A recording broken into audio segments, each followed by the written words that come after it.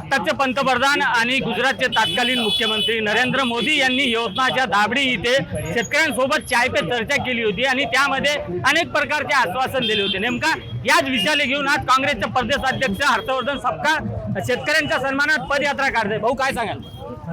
या ठिकाणी होऊन शेतमालाला पूरक उद्योगधंदे उभे करणार असे नरेंद्र मोदी यांनी वचन दिले होते। सोबत शेतकऱ्यांचे उत्पन्न दुप्पट करू असं सांगितले होते। तर स्वामीनाथन आयोगाच्या शिफारशी लागू केल्या जाईल, कर्जमाफी दिला जाईल, असे सर्व वचने नरेंद्र मोदींनी 3 मार्च 1914 म्हणजे 1 तपापूर्वी दिले होते।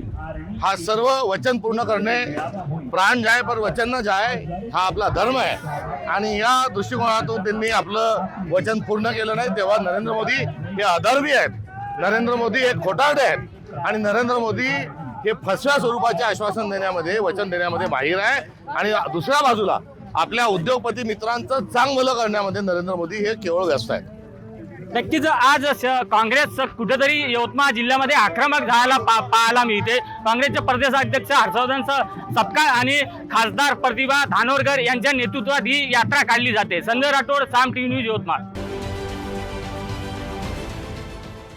देश विदेशातील प्रत्येक घडामोडींचे लाईव्ह अपडेट मिळवण्यासाठी आता साम टीव्हीच्या सर्व सोशल मीडिया प्लॅटफॉर्मला लाईक, फॉलो आणि सबस्क्राईब करा। तसंच सर्व नोटिफिकेशनसाठी बेल आयकॉन प्रेस करायला विसरू नका।